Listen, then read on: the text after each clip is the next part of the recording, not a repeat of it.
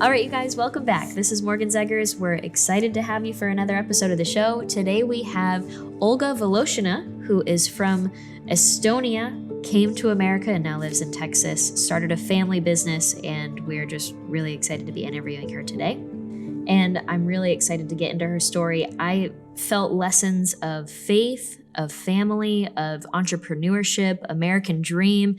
So much is going on, and I'm excited to get into it. But thank you for joining us today. Well, thank you for having me here.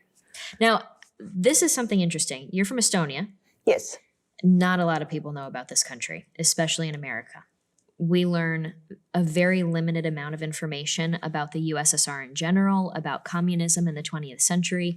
And that means the individual countries that were affected during this time period, we hear little to nothing about them. And so that's why I'm also really excited to have you on today. Can we get started by just you explaining, because your family story generations back kind of explains and goes along with the timeline of the country and the USSR taking over. Can you explain what that looked like from your family's lens? Well, I was born in Soviet Union, which was USSR. At that time, I was born in one part.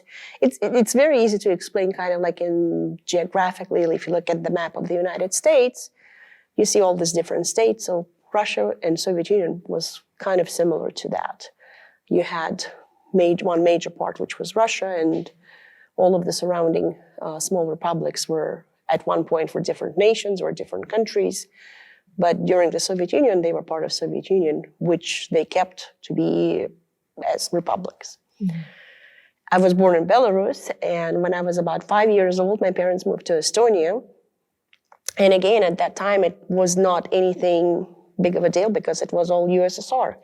That was one big country. And when we left to the United States, moving to the United States, we were leaving already from an independent country, which was Estonia. Small country, very independent, very proud of their roots. But at the same time, since I was not naturally born Estonian, it was possessing a little bit of difficulties for non-native Estonian people. Mm. And that's why we ended up in this beautiful country of America, which doesn't care who you are. I'm just glad that, people come to this country. Wow. So let's go back a little bit. Your family moved to Estonia. What time period was this happening? And so you were young at this time? Yeah, I was very young, about 5 years old, yeah.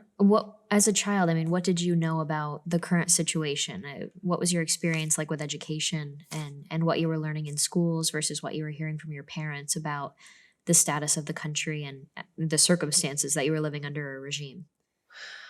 Well, we kind of just, being a 5-year-old, you probably don't think about a lot about politics and what kind of country you're living in. You're just living your life. But I'll tell you the story of a little bit later when I was about 8, I would say.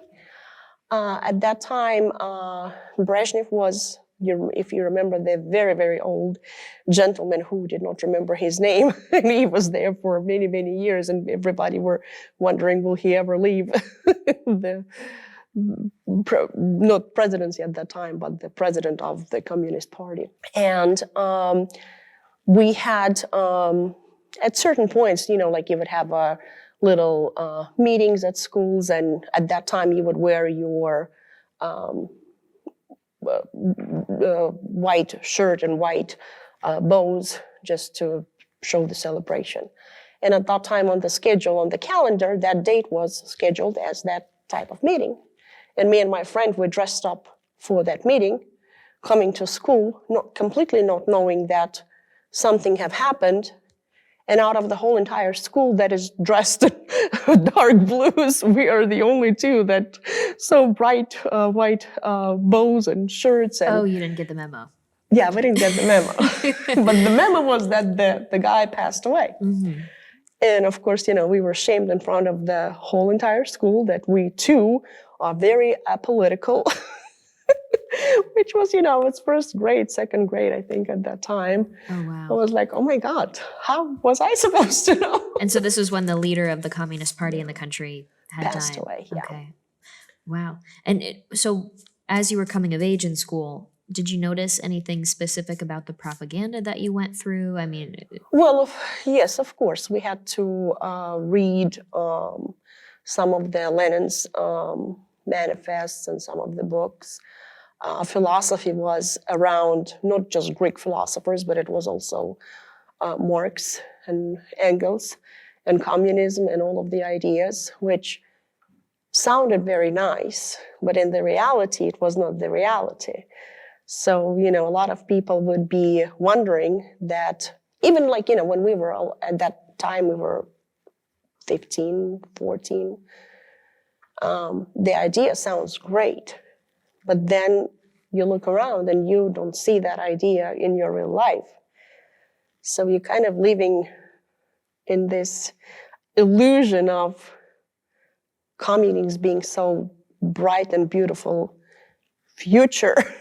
yeah, we'll get there one day. We'll get there one day, I heard that from the people that we interview from other USSR regions or from communist China. They just say, we're just not there yet. Yeah. We're getting there. And even American socialists today, they say it just hasn't been tried properly yet. And so we've got to try it one more time. And this time in America, it'll work.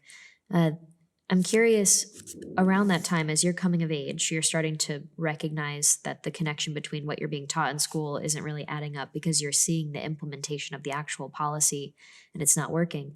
But did you also start to become more aware of the things they were doing in culture? I mean, from what I've heard, you have awareness in terms of faith, the relationship with religions, and in communist states specifically, that kind of stuff isn't allowed. So is it true that they had churches closed down and that you couldn't go into them, that they started to slowly open up services? What was that like? Well, yes, during, I think it was in 1930s, 1920s, like right after the revolution, in that decade, they were closing and basically just, making storages out of the churches, removing all of the artifacts from the churches. People were not allowed to practice religion. There were no services. There were no active. Some small, or probably like in super, super deep central Russia or somewhere smaller villages, they were still practicing it unofficially. Yeah. Is this out in the countryside? I heard that in these situations, there were still some community secret meetings, Yes. and that faith was a little bit stronger in the rural areas. Did that present a threat to the communist regime, and they understood that there were some more rebellious people out there in the countryside that maybe had more senses of independence and freedom? Well, God gives you hope, and God is the one that you probably learn that He is your future. Like my son, when my son was very little, he was telling me that God is the boss. That's one way to put it. So, but you could not do that because it would be competing with the Communist Party and Communist Party ideas. You have a leader who is the God himself. He put him on that pedestal. Surprisingly enough, when I came to this country, I started reading the Bible and doing some little research. Russian Constitution, the Soviet Constitution, the Constitution, I think it's 1929 or 1924, was written, and some of the excerpts were taken from the Bible. Yeah. What do you mean? I mean that they've taken the words from the Bible and put it in the Constitution, reworded it, and presented as their great ideas. Oh. Yeah. Okay, I see. I was like, well, that doesn't make sense because they're very anti-religion. Wow. Okay, I'm going to have to look into that one. Yeah. I'll make a note for Grace and Allie to investigate that one with me. And that was quite surprising, yes. Okay, so a part of that too was it different with different religions? I mean, in the 20th century, Judaism was widely attacked, especially in the USSR. Was there a difference between how they were treated versus Christians, or was it just the general attack on I think it was a general attack on the religion because, you can't have two gods when you already have a God leading your country. Okay, so it was a general. Yeah. That's interesting. And I heard, do you have any family connections with that of people in your family that had more experience as being a Jew in that region? Well, my father, he's from a Jewish family, and when he was getting into the university, he was denied the first time because just somebody looked at his name and they said, "Oh, with that name, you cannot be." Because it was Jewish? Yeah. And this is in Estonia? No, that was in Belarus, but it's Oh, just, okay, okay. during the Soviet Union, Yeah. it was very common. Wow. It was, yeah. And so did he change his name? No, he just went and worked for a year and practiced more. He was trying to become a translator of German language, and he knew German language really well. And he just went and he was like, well, maybe I didn't know well enough, so I'm going to study some more to prove them that with that name I can still be admitted to the university. Wow. And a year later he was admitted and he finished and he became a teacher of foreign languages. He spoke French, German. So yeah. Now, what about, so your parents, did they ever tell you any stories about the time period they lived through? I mean, did they see World War II leading into the rise of the USSR? What did they experience with that? Well, my grandmother, she probably was the one that was kind of like, leading the rest of the family and telling certain things because Really? again, yeah, because my father was Jewish, she would tell him like, with your name, you have to be a member of the Communist Party because that is going to give you better opportunities in your life. So yes, things like that. Some jokes, you could not say to people that you don't know. Sometimes she would be like, oh, no. In my time, you would be put to jail. And she lived through that experience by my great-grandfather. He was Czechoslovakian, and he spoke German, and during the World War II, he was translator. And because of that, they would think that he was a traitor. And one day, they just simply came and picked him up, and he never been seen after that. Sorry. So she knew how it would happen. And for 2 years, her and her sister would be going to that main jail where they jail all these people. Once a month, they would gather whatever food they had. It was after World War II, and there was very scarce of food. So they would be just like every month, they would be collecting a couple of potatoes, a couple of pieces of bread, and take it to the jail. They had to walk early in the morning to make sure that they're there at a certain time. So they get in line. The lines were very long to jail. And who was running the jail? It was the early stages of KGB, Okay. department. For 2 years, they would be carrying that, getting in line, making sure, because if you don't make it to a certain time, they will not take your provisions that you have for the people that you have in jail. And after Gorbachev came, they opened up the archives, and she was able to do the research, just to find out where he was buried in, because she was like, I've never known. It's just, in some kind of closure. And of course,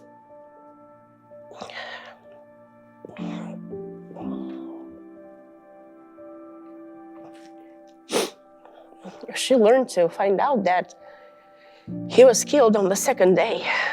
But for 2 years, they were accepting that food, making them think that he was still alive. Wow. And so they were lying to her on purpose. Yeah.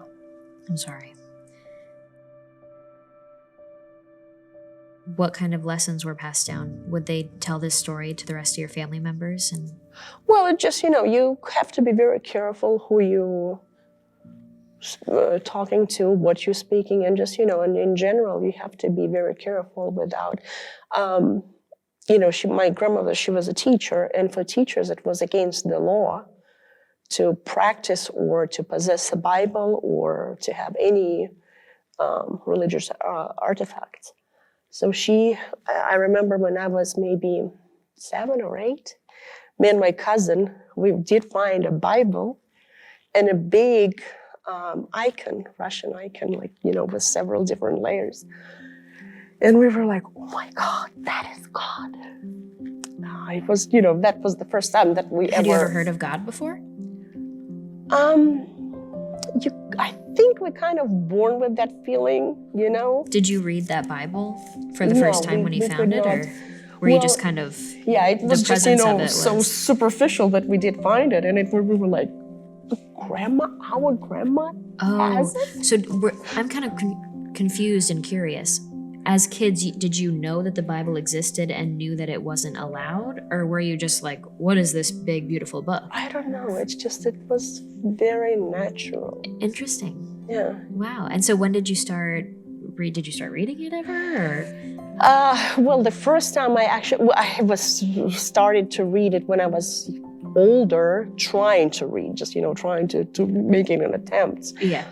And as you know, it's very difficult if you are not prepared. It's very difficult to start Well, sometimes reading. I read it and I'm like, what is going on? Maybe I'll reread that one. Or Yes, and especially, when you start reading and it's like somebody lives 900 years, somebody lives 600 years. Yeah. And I'm like, oh my God, what kind of story is that?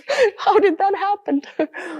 And at one point when we already had our first child born and we were baptizing her, I decided to get baptized. It was still in Russia, but it was already Estonia when we already had started some of the churches reopening. And it was a very small church. We had churches in the cemeteries. And it was Estonian guy who was Orthodox Christian priest, but he spoke Russian. He read the Bible, and he told me that, if you want to get baptized, you probably need to read the Bible. I was like, okay, well. Fair enough. I was like, I tried, it was very difficult. I honestly tried. He was like, well, what makes it difficult? I'm like, I don't feel that it's a real story. He was like, well, if you just open a fairy tale or if you open a fantasy book, how do you read? Do you go through analyzing whether it's real or not? You just read it, right? And enjoy the scenery of the book. Like just using your imagination and just read it just like if you would be reading a book without thinking that it's a Bible. And for some reason, it was just, I opened the book and I read it and I was like, well, I guess people live 900 years. That's exactly what I did. I was like, I'm just going to accept this. Doesn't exactly make the most sense. Yeah. And that was the first time that, I came across, and it was just really fascinating. And I kind of learned that, God exists and, and we are his creatures. Wow. So let's go back to your grandma. So she had a sneaky Bible. Oh, yeah. She had a sneaky Bible and yeah. She got a sneaky Bible. And how did she have this? Was she very Christian and wanted to hide it? Or did she just have it kind of as something that she wanted to keep and not give away? I think it was passed from her family, from her mother. Yeah. Because she was born in 1924, which was 7 years after the revolution. So at that time, people did have Bibles. Mm-hmm. And Bibles were actually how people learned to read. That was the first alphabet book, was the Bible, because you learned to read the Bible first. And I think that's how she got it and had it just, in her linen closet, hidden under all of the linens, and we just found it, and we're just like, oh wow, Grandma, you're some kind of criminal. So rebellious. Yeah, because it was actually, you could get to jail for possessing Bible, and wow. And did she ask about this, or did you ask her about this? We did, and she said. She told us how to do the cross, and just like, and she said, that's good that you found, but don't even think about it. It just... Now, a theme that we see throughout the USSR, communist China, Cuba, even Venezuela, I've heard some stories, but the state tries to sow distrust between family members, and they use kids to report the family members. Was that a concern for her, or were you guys on the same page at least in understanding that our family has certain values that we just don't share to the outside world. Because there is that level of, you don't know if the child, we heard this in a recent story, an interview with someone from Cuba. His mom had to wait until he was old enough to be really trusted and wouldn't blab his mouth at school the next day and expose his parents and have them sent to jail on accident. I think it was, something that was very common in the early stages of, communist and Soviet government establishment. They've used that a lot. During our time, I don't think it was as common, but the funny part, if you had an unfaithful husband, a lot of times wives would use reporting to the Communist Party locally about his affairs so he could be reprimanded and maybe even just, brought back to the family. Yeah. Very interesting. Well, that's what happens when you have the government insertion into family like that. You never know. Did your grandma have any other stories about what it was like to be a teacher with any propaganda or any pressure put onto her by the government? I don't think there was a lot of pressure, but it's just, things that one of the biggest thing, of course, was the religion. Okay. And a lot of times, she was a teacher of elementary school. And I think during that time, that's when children ask that question the most. Where did we come from, right? Yeah. So I really don't know. She never really talked about that, but just one thing I know, that she could not talk about religious, and she had to change her name. Oh, why? Because it was of her father, who had Czechoslovakian, very similar to German name, so she had to make it more Russian. So as you went through education and you're coming of age, what is it like to be a young woman trying to map out a future when you're growing up and trying to seek what employment? What were you trying to do? Were you focused on maybe starting a family, or did you have a dream job that you wanted to seek, and could you even seek it? What was going on in your mind then? Yeah, that was very interesting. How I will not say that we did not have women engineers or in the government. We did have some women were just, at the higher positions and very different. But it was more kind of gender divided. You would find more teachers as women. Women would take professions like nursing, doctors, teaching. But for example, the factory head of the factory would most likely be a man. Mm-hmm. Engineers most likely be a man. I'm not saying it was bad or good, but it was just in general like that. Having a dream job, not really. We've been just, kind of like from the very early age, taught to learn who you want to be out of nurse, doctor, teacher. You would be given specific. If you were a girl, you probably would not be dreaming to be engineer or astronaut or something. It's more likely would be more tender towards boys. And what were you planning for yourself in those circumstances? Well, at that time I was like, well, since my grandmother was a teacher, I might just be a teacher, which I was not really sure if I really wanted to be a teacher. Yeah. But I became a nurse later on. I decided to be a nurse, and I was a pediatric nurse. And that was a little bit crazy, because during that time, when I went to study nursing, and just, we had some other general subjects, and all of a sudden, all of the books had disappeared. All of the subject books had disappeared. Really? Because we could no longer use Soviet Union or Soviet curriculum, but Estonia didn't have her own. Oh.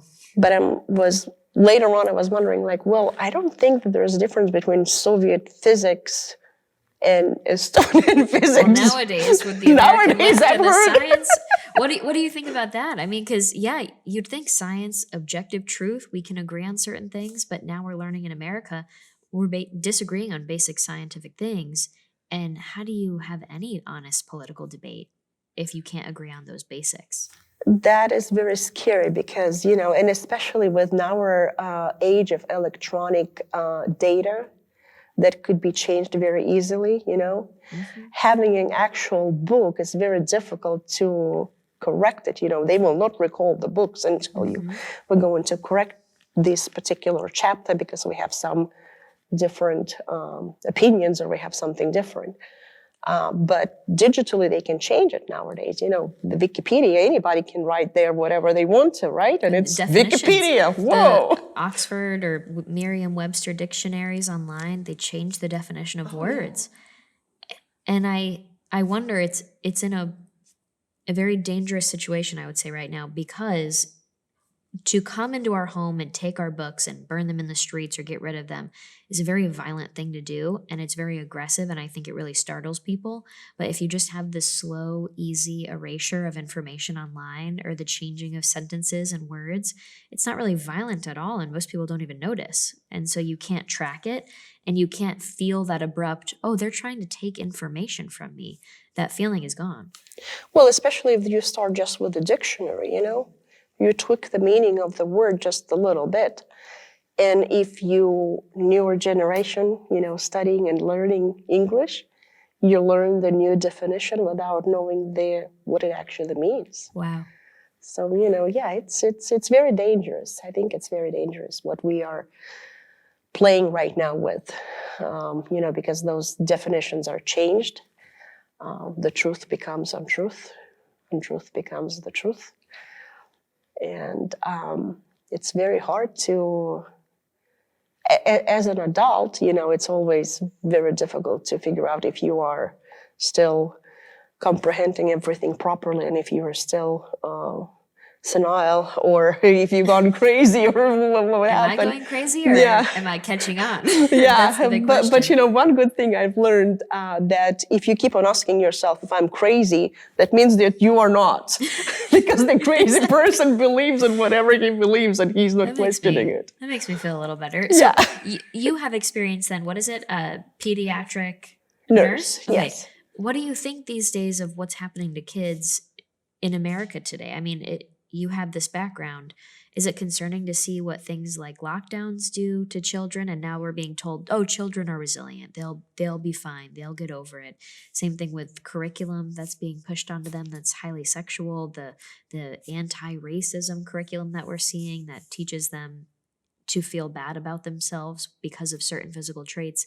What do you think about that and the impact on kids? Well, you do understand that the children are what we are teaching them, and we can teach them anything we want to. We can teach them whatever they say because they do not understand. They're new to this world.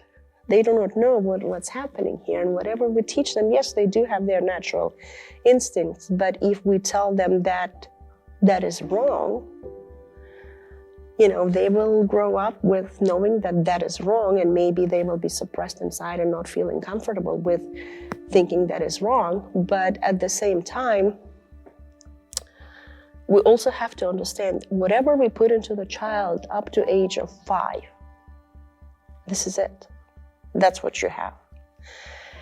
And what have happened in 2019, 2020, and 2021, we have the whole generation of children who were between 2, 3, 4, 5. And they already formed their personality, their understanding of the world, and their behavior will be based on those 3 years because they already formed. Yep. I completely see that. Those first few years are incredibly formative, and most people don't know this. Yeah. And some people ask me, do you think that those younger generations, even not just the 1 to 5 year olds that grew up and were born into this, but the middle schoolers and high schoolers and college students, do you think they're going to grow up and be completely anti-authority and they're going to be frustrated with what adults put them through? Or do you think that they've now been trained to accept this role of government in their lives? And I worry, especially for the younger ones, that, like you said, had their personality developed in this era of seeing everybody around them wearing masks and complying and following all these rules. That's how they now see the relationship between humans and the government. And I worry about that. If it's not going to change, I think they're going to be very compliant, because I think one of the goals of any government in any country is that people are obedient and compliant.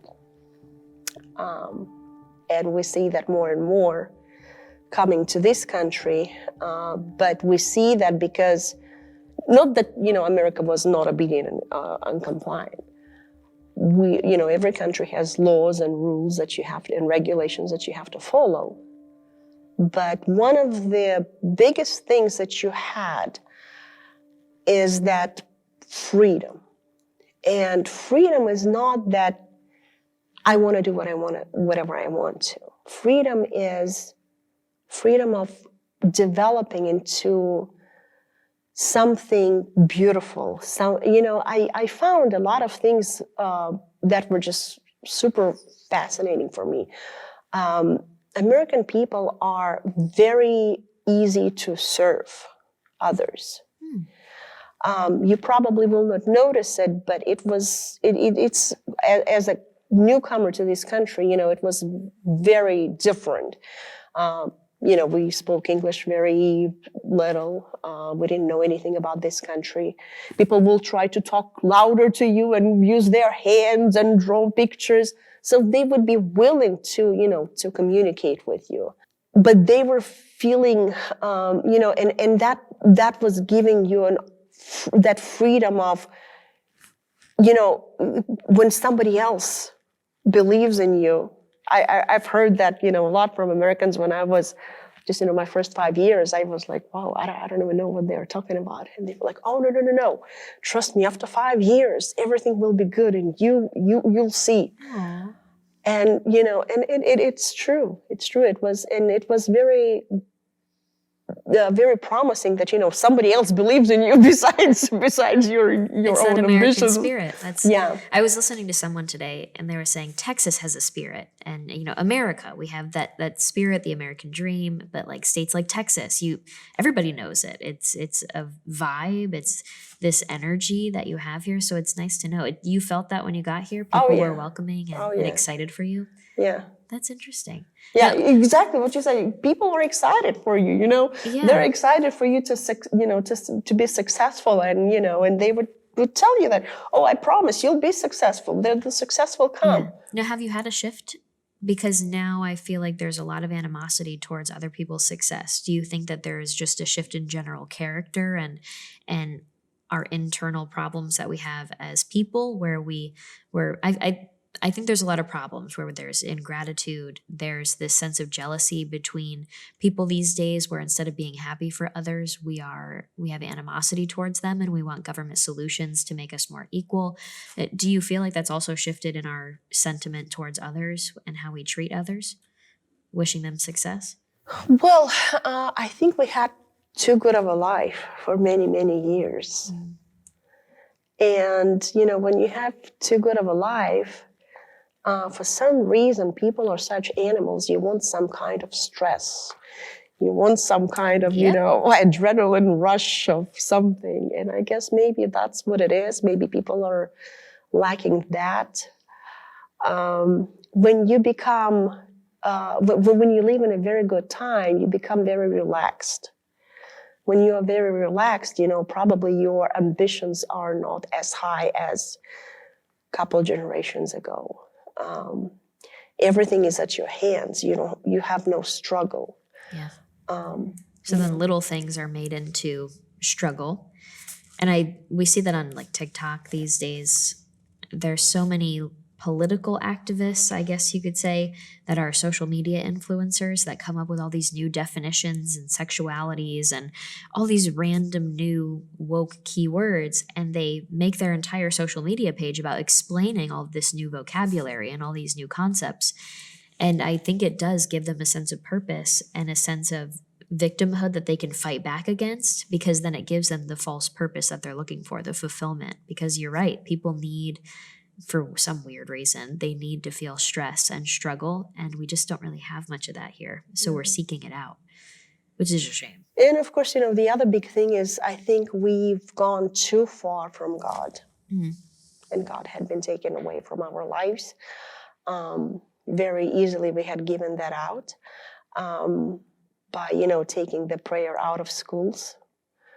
When that happened, I kind of just, I knew that this is absolutely wrong. Wow. Because, they're trying to be tolerant to other religions. Well, unfortunately, maybe I'll say something radical, but America is a Christian country.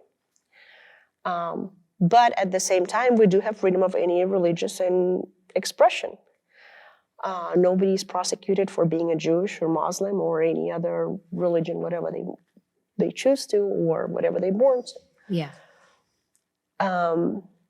I don't think if we come to any Muslim country, I don't think they're going to be very accommodative to Christian religious people. Yeah.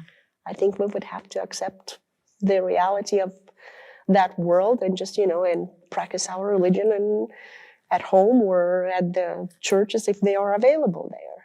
Wow. So when you started to see Americans remove prayer from school and remove the presence of God, and I know that they removed the Bible as well and all these things, did that remind you of being in the USSR where religion was not allowed? Did it make you think back and make that connection, or? Not really, but because, the religion in general was not prohibited, but it was just, it was very little by little just, taken away, which at that time it just put me alert that, this is not right, because that should not happen. We are Americans.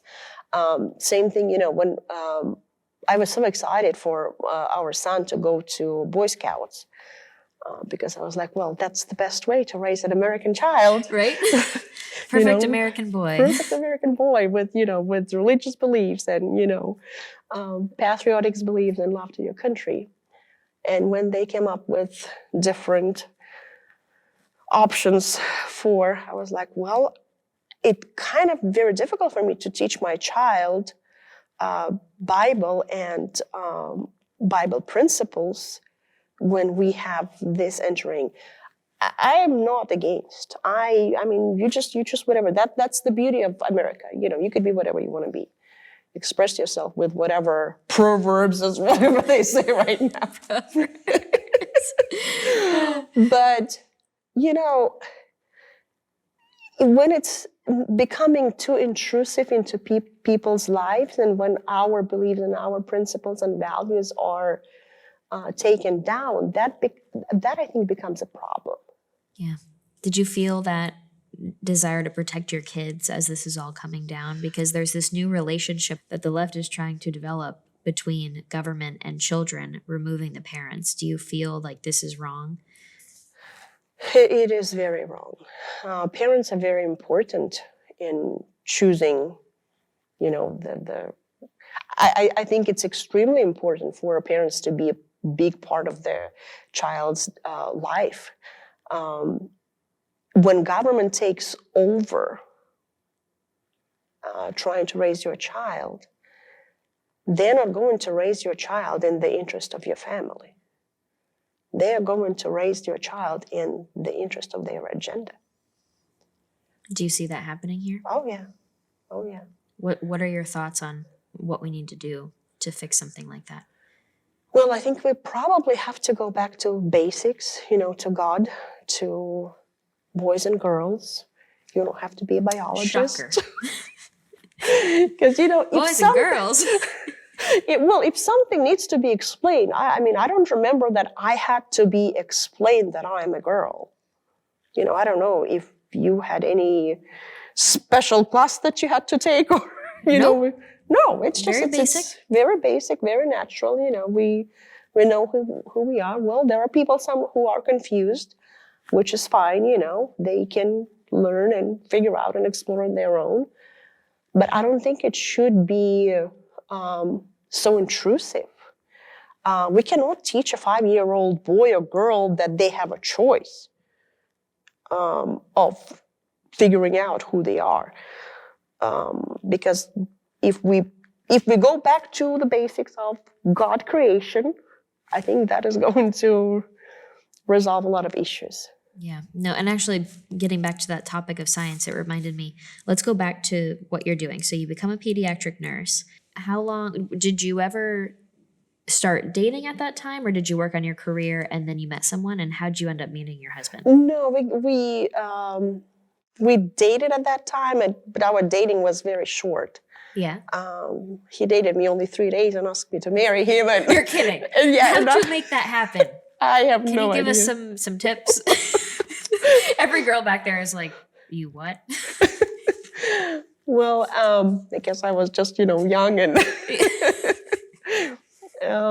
he was going to army to the army or to the Navy Academy at that time. So we both it was a long distance dating. Mm-hmm.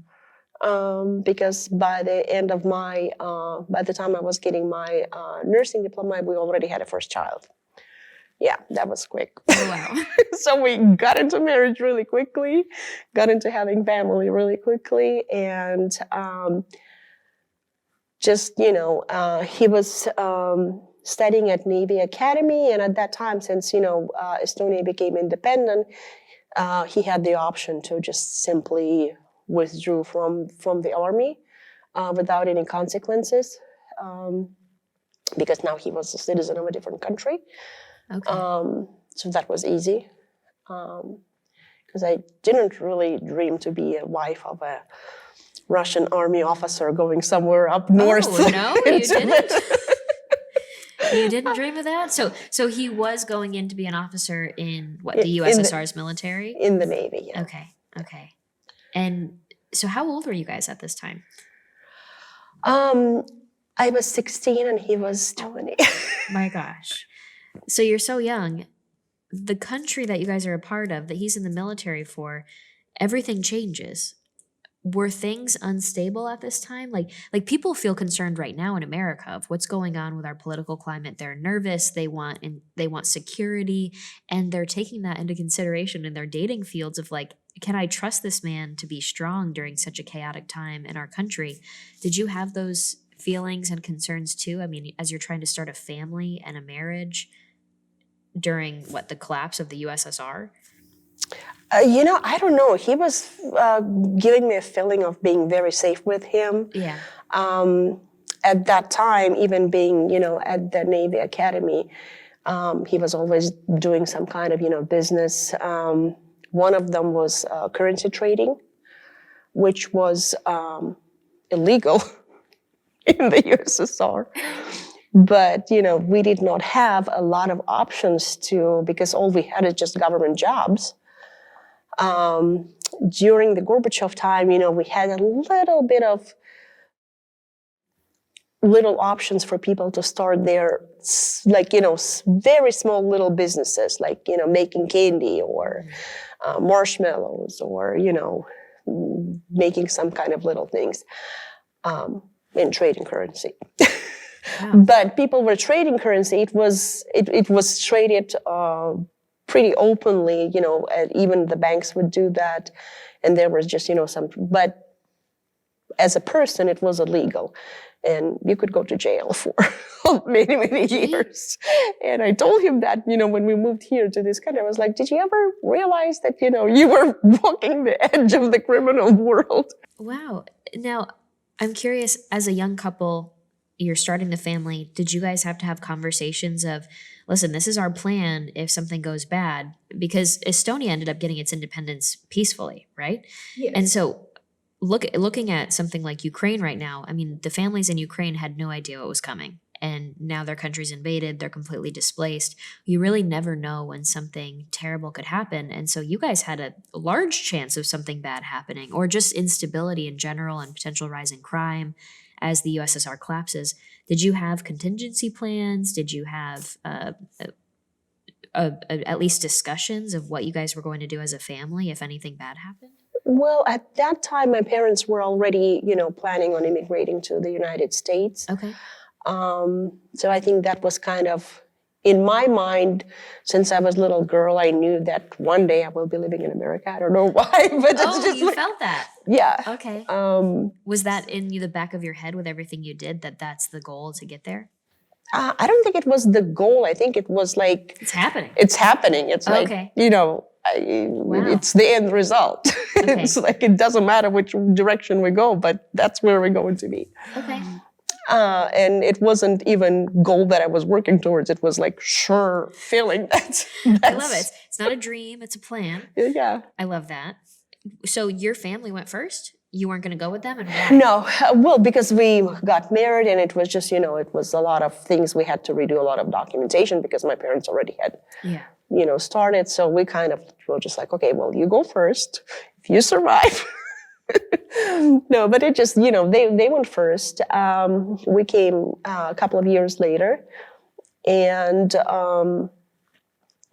it was very natural for me to just, we didn't even have it like, what are we going to do? It was just, while we were there, we just live our, everyday life. It doesn't matter if you're worried or not worried, Monday's still going to be Monday, it's not going to change it. You still have to do things what you have to do. Even if the world crashes, if you surviving, Monday's still going to come, It was just very, I never worried because, first of all, he always was doing something. At that time, we had open borders and people were able to go to places like Germany and bring cars and sell them because, after Soviet Union collapsed, we did not have anything. Like you're talking about instability. We didn't have anything. It was like nothing. I remember we had a big sack of sugar, big sack of some, oatmeal or something.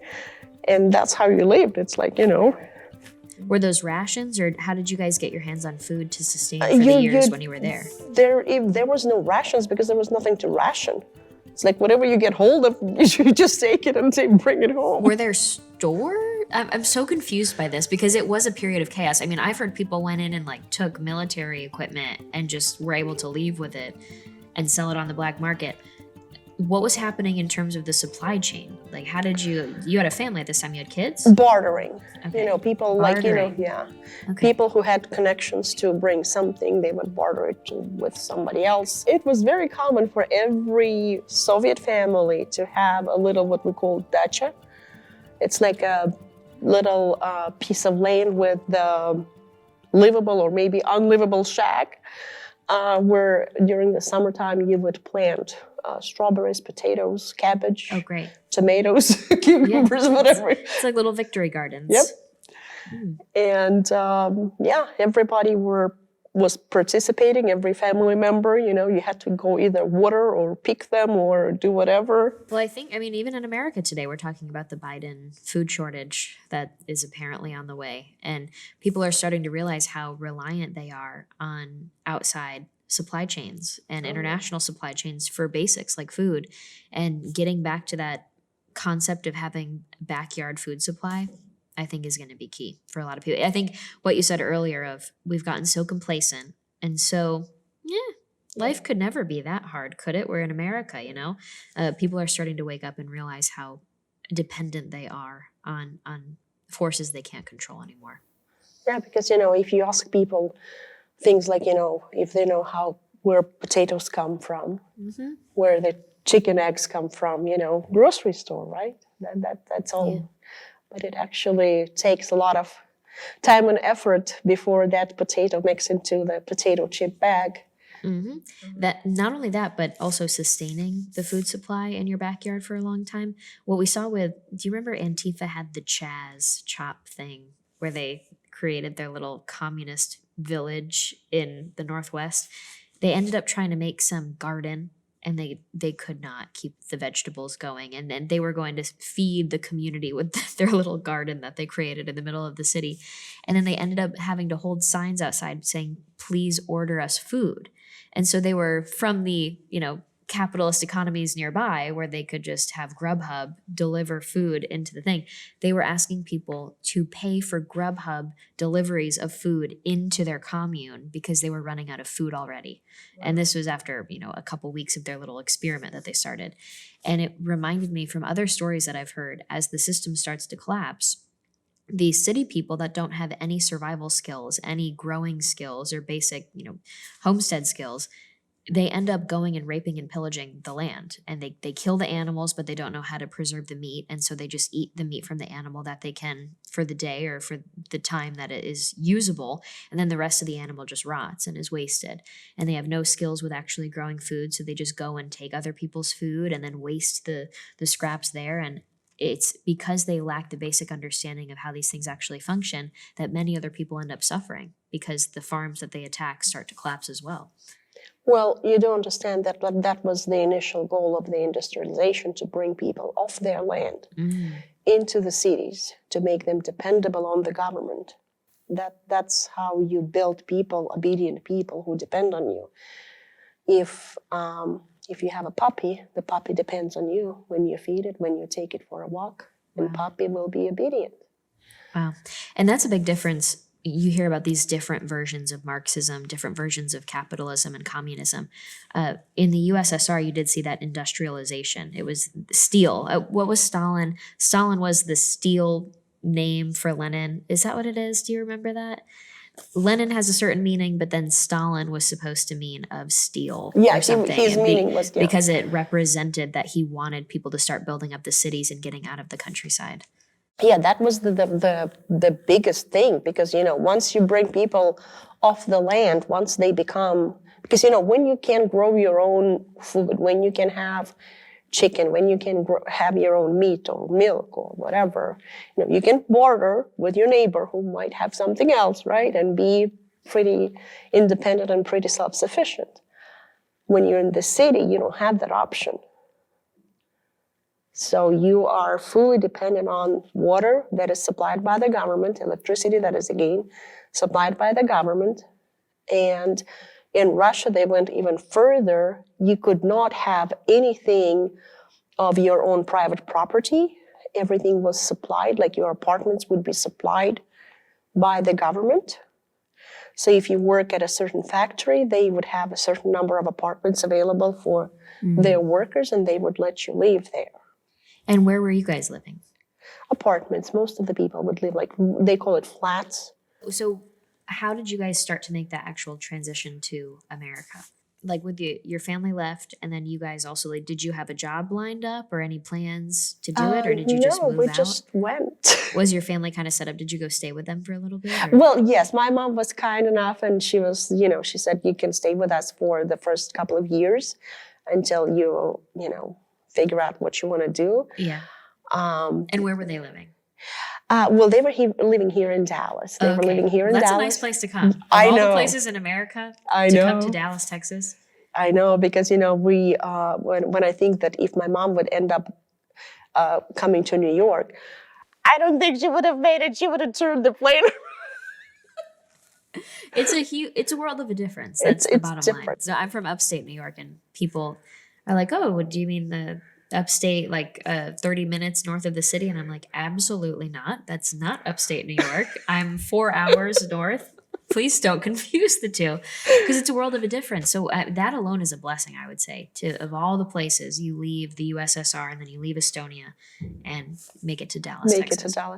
And so now your family settled there, and you decided that you wanted to stay here too. Yeah, well, we moved here. We loved it here. We traveled to different, take vacations to different places. And every time we come to Dallas, I feel like it's my home. It's so nice and clean, and streets are clean. And I'm just like, oh, how much I love my Texas. Oh my gosh, that's so sweet.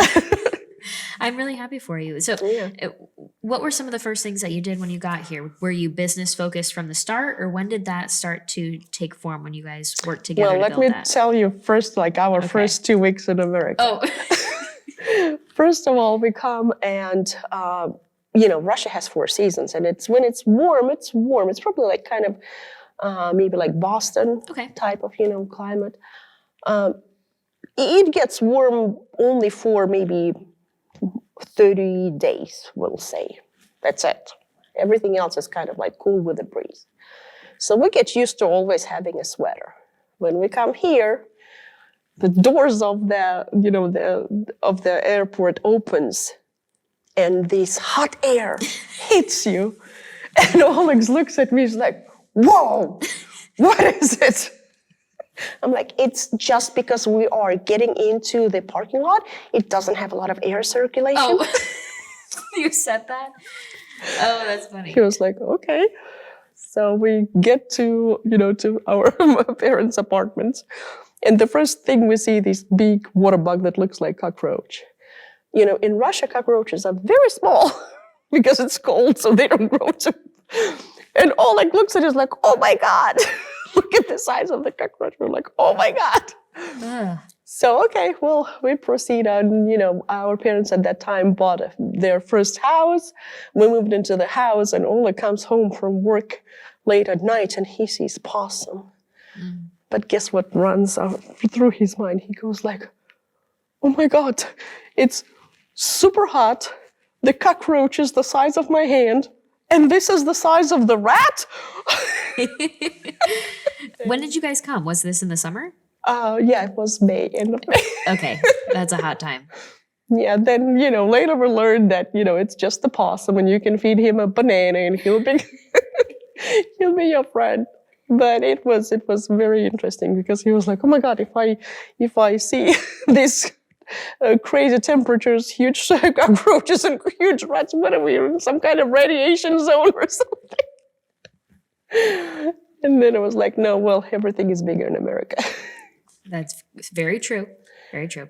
And and at that time, I spoke a little bit of English. Oleg learned English while he was doing a lot of Navy studying, but he was not very successful with that. But so he had to work on his English, and so he was working different jobs here or there. But never gave up.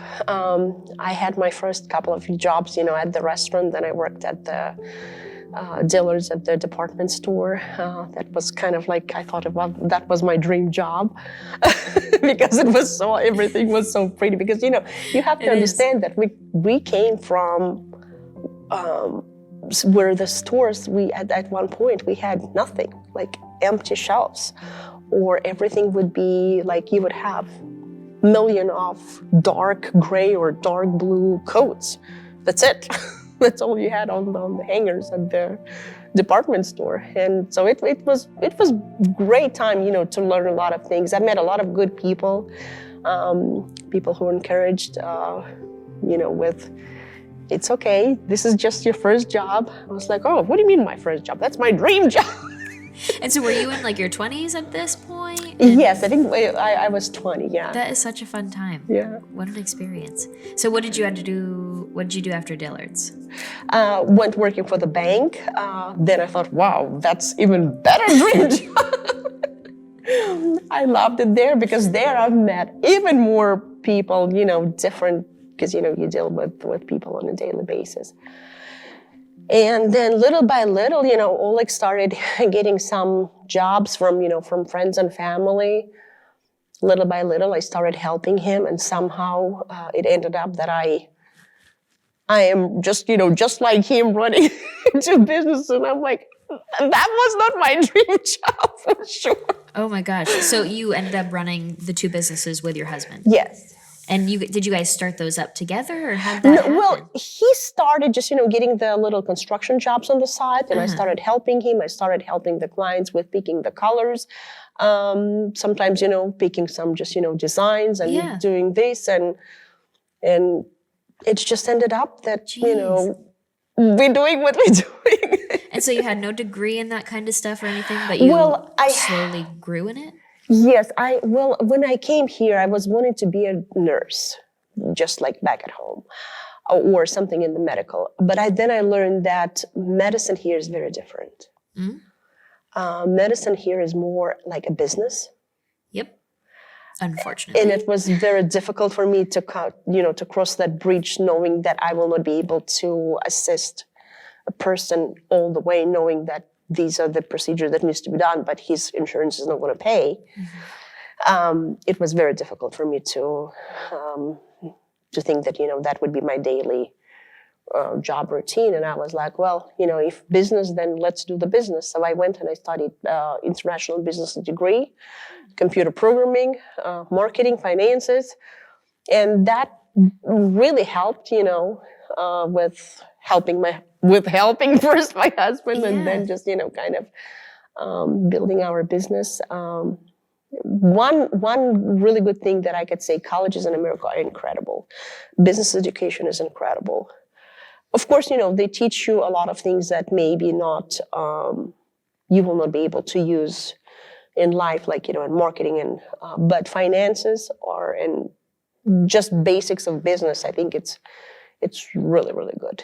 Wow. If you don't know who you want to be, just if you take business degree, then later you can decide what you want. Well, I have a lot of students, and because I do this kind of work, a lot of people come up to me and they want advice on entering politics, and I don't like politics. I'm not in politics, but they tell me I'm majoring in political science, or they have a business idea, and maybe they want to be an artist and sell their art as their business, and they say, so I'm majoring in art. I'm like, you should consider majoring in business and majoring in marketing so that you can market and run your business that sells your art. Learn your art and develop that skill on the side. Absolutely. Or in your free time. But don't go to school for that, because then you won't know how to market yourself and actually sell the product. So that's a concept that we have this broken system right now in our education system, and then guidance counseling, sending kids to college, where I think they'd benefit from reevaluating how they pick their major. Same thing goes with politics. People study political science when they could just read and learn about philosophy and all of these ideas and policy on the side. And then most importantly, major in skills. Like maybe they want to be a camera person or a videographer in politics. So they should learn the digital videography and all these skills that they're going to be able to use to do the job in politics that they want to do. But that's interesting that you say that. Yeah, well, I think it's important to learn a skill. Skills are, because it doesn't matter what you do, if you possess a certain knowledge and certain skill that you can do, it doesn't matter where you're doing it. Because, it's, and I think, in my opinion, business degree is, if you don't know, if you have no idea, have no clue what you want to do or who you want to be, I think it's the best thing that could ever happen. And then after that. That's great advice. I think that's great advice. So all of a sudden you're running with your husband 2 businesses. What has that been like? And it's basically the American dream story. How do you feel about that? Well, I feel like I am living one. I'm really feeling that we live an American dream because, after we kind of were doing it just because we were doing it. And at one point we realized that, what we've done. And one day I remember we looked at each other and I was like, can you believe we did this? That's sweet. And it's really, but I can tell you that this level of success and this level of independence, we probably would have not gained being even in independent Estonia. In Soviet Union, never ever. You would have just, whatever degree you get and a job Monday through Friday, 8 to 5. That's what all the people did. Like 95% of people did. Yeah. And here, just to have that fascinating idea that you have this ability to create this beautiful life by yourself, for yourself, it's very valuable. And I cannot I cannot even describe it. It's really a dream.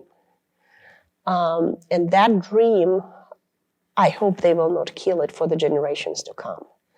Because I want my children and grandchildren to have that opportunity. And that's what's great about this country. If you don't want to be an entrepreneur, you can be a teacher, you could have a job 8 to 5, you could learn how to program, there are so many choices. But this, entrepreneurship is one of the very beautiful things that America has.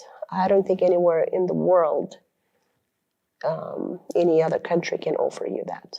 Wow. Well, thank you for sharing that. Let's close off with talking about what we're facing in America today. I mean, I first started interviewing people that can personally attest to living under socialism and communism because polls were coming out saying a majority of young Americans would currently choose socialism over capitalism, over the free market. And I think a lot of this is just the misconceptions or the lies that we are hearing in the public education system, in Hollywood, in the mainstream media. There's a lot of people just lying about the basics. And so what do you have to say to not only the young Americans that are confused and saying, democratic socialism sounds like a good thing, it's different than the other attempts in history, and what do you have to say for the people that are maybe complacent with everything going on these days and are letting the destruction of this culture that you love so much, the American spirit, the American dream, they're letting the destruction of it occur and it's just going by and nobody's really even recognizing how serious the situation is now? Well, going back to changing of the definitions, socialism, it doesn't matter how you call it, it's communism. They want, and eventually it's going to become authoritarianism and dictatorship. It doesn't matter how you do it, that's what's going to happen, because that's how it happened in all the other countries that tried to be socialist.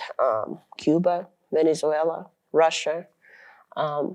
But, you have the opportunity to go and experience that there, right? Mm-hmm. Just like I had the opportunity to come and experience capitalism, I think, it would be a great start before they, even if they think that they can do it better. There is nothing, no one in the world can do better than just, you, because you're the one who is responsible for your own life. If we're responsible for our own life, how can somebody tell you that I think this would be better for you when you don't feel like that and you know your own abilities? In the socialist system, everybody's abilities are equalized. If you're becoming to pop out, they'll knock you off. They'll either cut your feet off or boom, boom, boom, put you down to make sure that you don't stick out. That's, they don't do it here. Even just, when you go to school, even though they say that, they trying to raise obedient workers and just, but at the same time, I was very pleasantly surprised of the level of art and music in America. And that's, makes creative side of the people to shine through. We didn't have that. We didn't have, due to lack of all of the, scarce of, I don't even remember having piano for music class. Well, I think we had a teacher who would come with an accordion. That's it.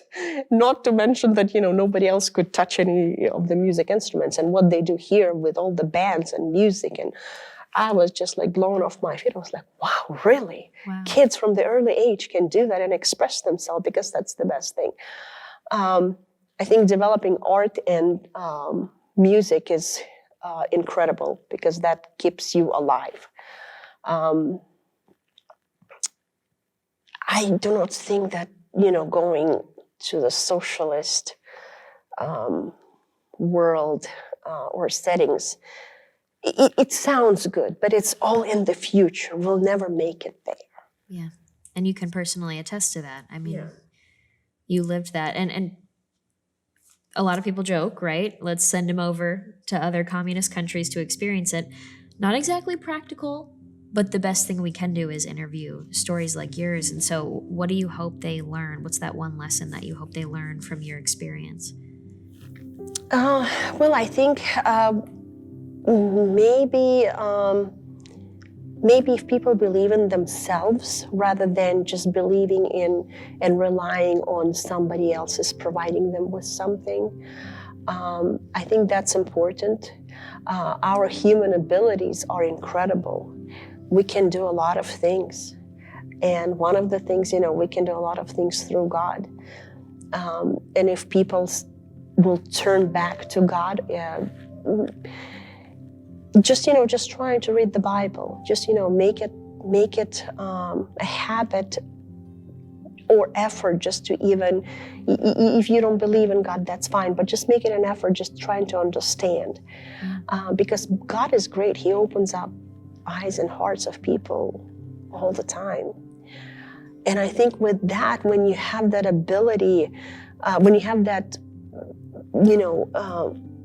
when you value yourself as God's creation, I think that's important. And in the socialist world, people are not treated as human value, like a people as a value. It's just a human mass. Wow.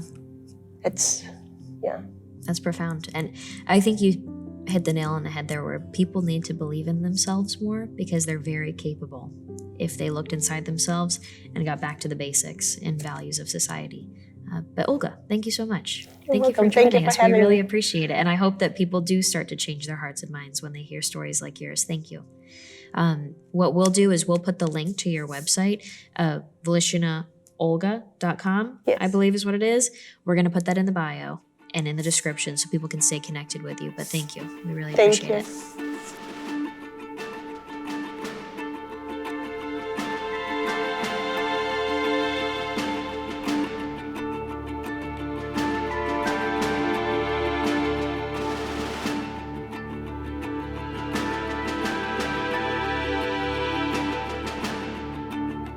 Hey guys, it's Morgan. Before we head out, I just want to say thank you for watching The Freedom Records, and thank you so much to American Journey Experience for letting us film here in Dallas, Texas at their vault.